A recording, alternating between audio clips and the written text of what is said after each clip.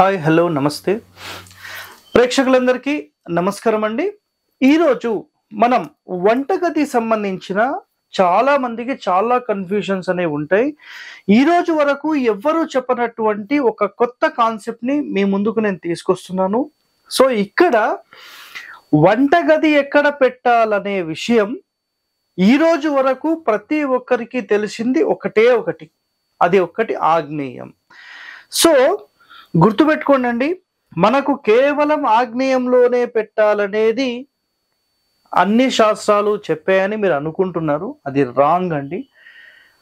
చాలా మంది మహర్షుల పరిశోధనలో ఒక్కొక్కరు ఒక్కొక్క విధంగా చేసిన పరిశోధనలో చాలా ప్లేసెస్ని వాళ్ళు చెప్పడం జరిగింది.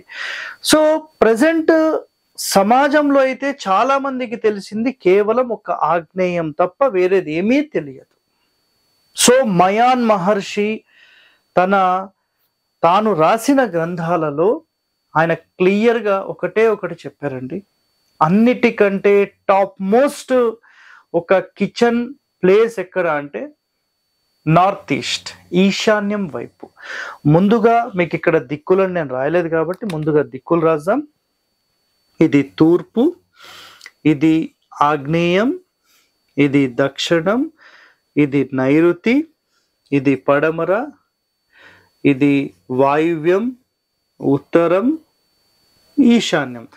సో అన్నిటికంటే టాప్ మోస్ట్ ప్లేస్ ఏదైనా ఉందా మన ఇంటి లోపల లేదంటే బయట వైపు అని అనుకుంటే అది కేవలం ఒక్క ఈశాన్యం మాత్రమే అని చాలా చాలా క్లియర్గా చెప్పారు. ఓకే, నెక్స్ట్ ఇప్పుడు గుర్తుపెట్టుకోండి, మాట్లాడితే ప్రతి ఒక్కరు చెప్పే ఒకే ఒక విషయం ఏంటంటే తూర్పు ఫేసింగ్, దక్షిణం ఫేసింగ్, పడమర, ఉత్తరం ఎనీ ఫేసింగ్ కేవలం ఇక్కడ ఆగ్నేయంలోనే ఈ ప్లేస్లో వంట గది ఉండాలి, వంట స్టవ్ పెట్టాలి. ఇది ఒక్కటే కాన్సెప్ట్. 100% అది రాంగ్ అండి. గుర్తుపెట్టుకోండి, తూర్పు ఫేసింగ్ ఇంటికి ఖచ్చితంగా మీకు ఒక మంచి ప్లేస్ సెలెక్ట్ చేయాలి అంటే వాయువ్యం అండి. ఓకే, సో ముందుగా కాన్సెప్ట్లు క్లియర్గా చెప్తాను, చెప్పిన తర్వాత మీకు అర్థమవుతుంది.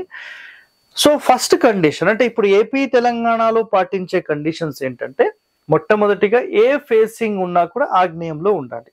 ఓకే, ఆగ్నేయంలో తూర్పు ఆగ్నేయం ఫేస్ చేస్తూ తూర్పును చూస్తూ వంట చేయడం అనేది అందరూ కామన్గా పాటించే విధానం.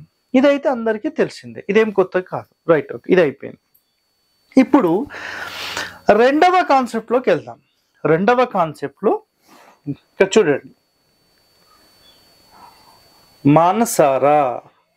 సో మానసార మహర్షి చెప్పిన విధానం ఏంటంటే ఏ ఫేసింగ్ అయితే ఉంటుందో ఆ ఫేసింగ్ కి మనం రోడ్ నుంచి చూసినప్పుడు ఎడమ వైపు ఉండాలి. ఫర్ ఎగ్జాంపుల్ నన్ను చూడండి, నన్ను చూస్తున్నారు కదా, నేను ఇప్పుడు ఎగ్జాంపుల్ తూర్పు ఫేసింగ్ చూస్తున్నాను. నేను తూర్పు చూస్తున్నప్పుడు ఆగ్నేయం ఎటు నా కుడి వైపు, ఈశాన్యం ఎటు నా ఎడమ వైపు. సో నేను బయట చూస్తున్నప్పుడు అదే విధంగా మీరు ఈ సెంటర్లో నిలబడి అంటే బ్రహ్మస్థానం దగ్గర మీరు నిలబడి ఇక్కడ ఈ ప్లేస్లో మీరు తూర్పు చూస్తున్నప్పుడు లెఫ్ట్ సైడ్ ఈశాన్యం అవుతుంది, రైట్ సైడ్ ఆగ్నేయం అవుతుంది. ఇది కామన్, అందరికి తెలిసిందే. అదేవిధంగా ఇదే బ్రహ్మస్థానం పాయింట్ దగ్గర నిలబడి మీరు దక్షిణం చూస్తున్నప్పుడు కుడివైపు ఆగ్నేయ స్థానము, ఎడమ వైపు ఈశాన్య స్థానం అవుతుంది. ఓకేనా? సో దక్షిణం ఫేసింగ్ గల ఇంటికి మీరు 100% వంటగది నైరుతిలో పెట్టుకోవచ్చు. ఇది గుర్తుపెట్టుకోండి, రాసి పెట్టుకోండి. శాస్త్ర ప్రమాణం కావాల్సిన వారు మనసారాని మనకు దేవుళ్ళు.com గుర్తుపెట్టుకోండి అండి. దేవుళ్ళు.com వెబ్సైట్లో మనసారా ఈ శాస్త్రం పుస్తకం ఉంది. సో మీరు దీన్ని 100% చదవండి. చాలా చాలా రహస్యాలు ఇందులో మనకు ఉన్నాయి.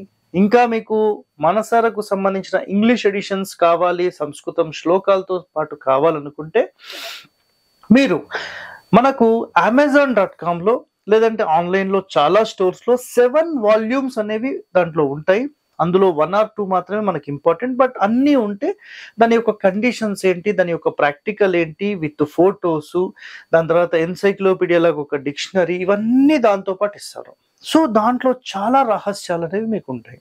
ఓకే, నెక్స్ట్ ఇక్కడ మీరు గమనిస్తే దక్షిణం ఫేసింగ్ ఇంటికేమో నైరుతి అని చెప్పాను, రైట్. తూర్పు ఫేసింగ్ ఇంటికేమో తూర్పు ఆగ్నేయం అని చెప్పాను. అంటే ఈ మొత్తం ఫేసింగ్ కి కుడివైపు, క్లియర్, ఈ మొత్తం ఫేసింగ్ కి కుడివైపు. అదేవిధంగా పడమర ఫేసింగ్ ఏదైతే ఉందో ఈ పడమర ఫేసింగ్ కి కూడా కుడివైపు, అంటే వాయువ్యం వైపు అవుతుంది. క్లియర్ కదా, రైట్. అంటే పడమర ఫేసింగ్ ఉన్నప్పుడు మీరు బయటి నుంచి చూస్తే ఎడమవైపు, లోపల నుంచి చూస్తే కుడివైపు వంటను చేయాలి. మనసార మహర్షి చెప్పిన సిస్టమ్ అది. నెక్స్ట్ ఉత్తరం ఫేసింగ్ అనుకుందాం. ఉత్తరం ఫేసింగ్ రోడ్ ఉన్నప్పుడు మీరు 100% ఈశాన్యంలోనే మీరు వంటగదిని ఏర్పాటు చేయాలి. నేను ఏ రోజైతే ఈశాన్యంలో ఉత్తరం ఫేసింగ్ వాళ్లకు వంటగది పెట్టాలని ఒక వీడియో చేసి పెట్టానో, దాని తర్వాత ఆధారాలతో పాటు కొన్ని ప్రాక్టికల్ గా ఉండే ఒక ఇంటి వీడియో కూడా ఏ రోజైతే నేను పెట్టానో అదే రోజు కామెంట్స్ లో కొంతమంది చెప్పేశారు, సార్ మేము కొన్ని హోటల్స్ కానీ, కొంతమంది ఇండ్లు కానీ, కొంతమంది ముస్లిం హోటల్స్ కి కానీ వాళ్ళ ఇండ్లకు విజిట్ చేసినప్పుడు ఉత్తరం ఫేసింగ్ గల ఇంటికి ఈశాన్యంలో మేము గమనించాం సార్, కానీ చాలా డెవలప్మెంట్ అయ్యారు సార్, ఒక చిన్న స్టేజ్ నుంచి ఒక రేంజ్కి వెళ్ళారు సార్ వాళ్ళు అని చెప్పారు. మరి నిజంగా ఈశాన్యంలో పెట్టడం వల్ల నష్టం జరిగితే వాళ్ళు ఎలా అభివృద్ధి చెందారు? పోనీ మహర్షులు ఎలా చెప్పారు? నేనేమన్నా సొంత కవిత్వం చెప్తున్నానా? మీరు అర్థం చేసుకోవాలి. ఇక్కడ కాన్సెప్ట్ ఏంటంటే, ఒక రోడ్ ఫేసింగ్ మనం ఏదైతే తీసుకుంటామో ఆ రోడ్ ఫేసింగ్ కి కుడివైపు, లోపల నుంచి చూస్తే కుడి, బయట నుంచి చూస్తే ఎడమ వైపు.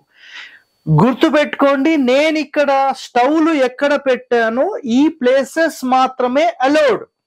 మీ ఇష్టం వచ్చేటట్టుగా నేను తూర్పు ఫేసింగ్ పెట్టుకుంటాను, నేను పూర్తి ఈశాన్య మూలకు జరపొచ్చా, పూర్తి నైరుతికి జరపొచ్చా, పూర్తి ఆగ్నేయానికి జరపొచ్చా, పూర్తి వాయువ్యానికి జరపొచ్చా, నేను చెప్పలేదు. గుర్తుపెట్టుకోండి, ఇంపార్టెంట్ పాయింట్. మీ ఇంటిని 9 భాగాలుగా డివైడ్ చేసినప్పుడు మూల నుంచి ఒక భాగం వదిలిపెట్టి మాత్రమే మీరు స్టవ్ ని ఏర్పాటు చెయ్యాలి. ఇది ఒక్కటి రాసి పెట్టుకోండి. అన్నిట్లో కూడా సేమ్. ఉత్తరంలో అయితే ఈశాన్యం నుంచి ఒక భాగం వదిలిపెట్టి ఉత్తరం ఫేసింగ్ లో వంట. ఒకవేళ పడమర అయితే వాయువ్యం నుంచి ఒక భాగం వదిలిపెట్టి పడమర ఫేసింగ్. నైరుతి అయితే నైరుతి నుంచి వదిలిపెట్టి దక్షిణం ఫేసింగ్. ఆగ్నేయం నుంచి అయితే ఆగ్నేయం నుంచి ఒక భాగం వదిలేసి తూర్పు ఫేసింగ్. ఈ విధంగా ఈ సెటప్ అనేది చెయ్యాలి. ఓకే, ఇది రెండో సిస్టమ్. మూడో సిస్టమ్కి వచ్చేసాము. మనకు ఎవరైతే మయాన్ మహర్షి చెప్పిన సిస్టమ్ ఉందో 100% మీరు ఈశాన్యంలోనే వంటగది పెట్టాలనేది ఆయన సింపుల్ సిస్టమ్ అది. సో ఇక్కడ నెక్స్ట్ ఒక ఎపిసోడ్ కూడా నేను చేస్తాను, అసలు ఒక్కొక్క ఫేసింగ్ కి ఎక్కడ పెట్టాలి చాలా క్లియర్ గా నేను మీకు ఎక్స్ప్లెయిన్ చేస్తాను. మీరు అది కూడా చూడండి. ఓకే, సో దీంట్లోపల ఇప్పటి వరకు మనం నేర్చుకుంది ఏంటంటే, ఒక రోడ్ ఫేసింగ్ కి సంబంధించి అందరూ పాటించే నియమము, మనసార మహర్షి చెప్పిన విధానాలు ఇక్కడ మనం పాటించాం. సో ఇంతవరకు మీరు చూశారు కదా. నెక్స్ట్ ఎపిసోడ్ లో నేను ఏం చేస్తానంటే, కంప్లీట్ గా అసలు ఒక్కొక్క ఫేసింగ్ కి మనం వంటగదిని ఎక్కడ ఏర్పాటు చేయాలి పూర్తి విశ్లేషణతో నేను మళ్ళీ మీ ముందుకు వస్తాను. అప్పటి వరకు stay tune to our channel. Thank you అండి.